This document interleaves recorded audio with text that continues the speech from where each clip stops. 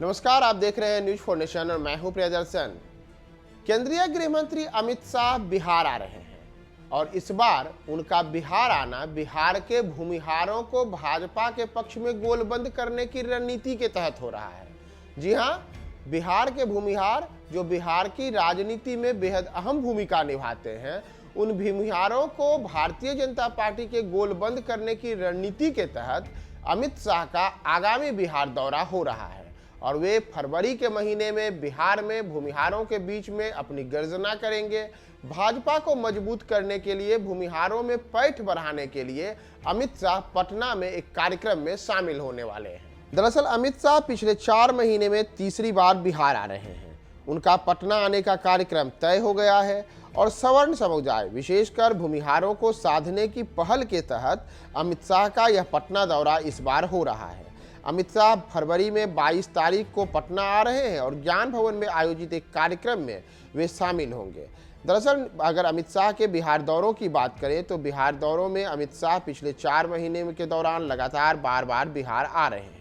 इस बार 22 फरवरी को जो उनका बिहार दौरा है, इसमें वो पटना के ज्ञान भवन में किसान नेता सहजानंद सरस्वती की जयंती को लेकर आयोजित एक कार्यक्रम में शामिल होंगे। इसमें मुख्य अतिथि और मुख्य वक्ता के तौर पर अमित शाह को बुलाया गया है। शाह इसके पहले भी सीमांचल के किशनगंज और पूर्णिया में 23 और 24 सितंबर को आ चुके थे, जबकि पिछले साल ही 20 दिन बाद 12 अक्टूबर को जेपी की जयंती पर वो छपरा के सिताब दियारा गए थे। इतना ही नहीं, इस बार जो अमित शाह का दौरा है वो 22 फरवरी 2023 को पटना पहुंचेंगे और माना जा रहा है कि राजनीतिक रूप से उनकी यह जो यात्रा है यह काफ़ी व्यापक असर छोड़ने की योजना है और इसमें लक्ष्य लोकसभा चुनाव 2024 होगा। भारतीय जनता पार्टी के राज्यसभा सांसद विवेक ठाकुर ने किसान नेता और महापुरुष सहजानंद सरस्वती की जयंती के अवसर पर पटना के ज्ञान भवन में 22 फरवरी को एक कार्यक्रम आयोजित किया है। चूंकि सहजानंद सरस्वती को भूमिहारों के एक नेता के तौर पर भी देखा जाता है, उनकी जातीय पहचान भूमिहार से रही है, तो ऐसे में जो भूमिहारों से ही आने वाले विवेक ठाकुर हैं, वो भूमिहार से जाति से आने वाले विवेक ठाकुर का सहजानंद सरस्वती की जयंती का आयोजन करना एक प्रकार से बिहार में खुले मंच से भूमिहारों को भाजपा के पक्ष में गोलबंद करने की रणनीति के तौर पर देखा जा रहा है। अगर हम बिहार की राजनीति की बात करें तो बिहार में सवर्ण समुदाय और विशेषकर भूमिहारों को यह माना जाता है कि वे भारतीय जनता पार्टी के लिए परंपरागत वोट बैंक के रूप में रहे हैं। लेकिन पिछले कुछ वर्षों से ऐसा देखने को भी मिला है कि भारतीय जनता पार्टी में शामिल कई भूमिहार नेताओं ने खुद पर यह कहा है कि भाजपा में भूमिहारों की पूछ घट गई है और नतीजा रहा है कि कुछ विधानसभा उपचुनावों के दौरान भारतीय जनता पार्टी को भूमिहारों से नाराजगी का भी सामना करना पड़ा और उनके उम्मीदवारों को वहां पे हार का सामना करना पड़ा।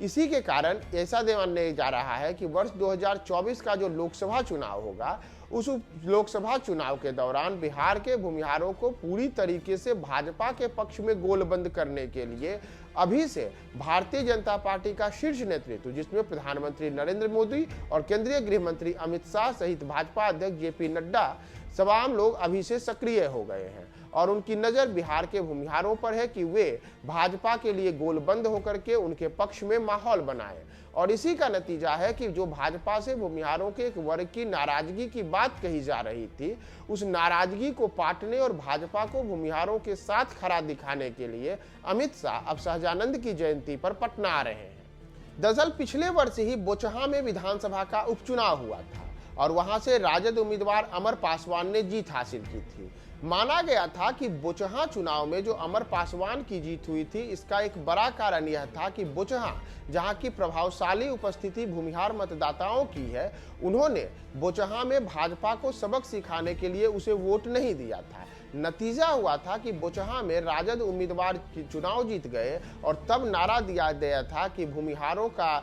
चूड़ा और यादवों का दही, और चूड़ा दही का जो यह मेल हुआ था, इसका नतीजा था कि अमर पासवान वहां से चुनाव जीत गए। इतना ही नहीं, इस वर्ष जब जो मोकामा में ही पिछले साल विधानसभा का फिर से उपचुनाव हुआ, तो उस उपचुनाव में जब भारतीय जनता पार्टी के प्रत्याशी की हार हुई और राजद प्रत्याशी नीलम देवी ने वहां से चुनाव जीता, तो उसमें भी एक बड़ा वर्ग का यह मानना रहा कि मोकामा के जो कि एक भूमिहार बहुल इलाका है, वहां पे भी भूमिहारों के एक वर्ग की भाजपा के प्रति नाराजगी रही, जिसका नतीजा रहा कि भूमिहारों का वोट पूरी तरीके से भाजपा के पक्ष में नहीं गया और बोचहां के बाद मोकामा में भी भाजपा प्रत्याशी को हार का सामना करना पड़ा। और इसी का कोई दूरगामी असर आगे आने वाले दिनों में बिहार की राजनीति में भाजपा पर न पड़े, इसके लिए अभी से भूमिहार वोटरों को अपने पक्ष में गोलबंद करने के लिए भाजपा सक्रिय दिखने लगी है। और माना जा रहा है कि अमित शाह का जो 22 फरवरी का बिहार दौरा है, उसमें टारगेट पूरी तरीके से भूमिहार होंगे,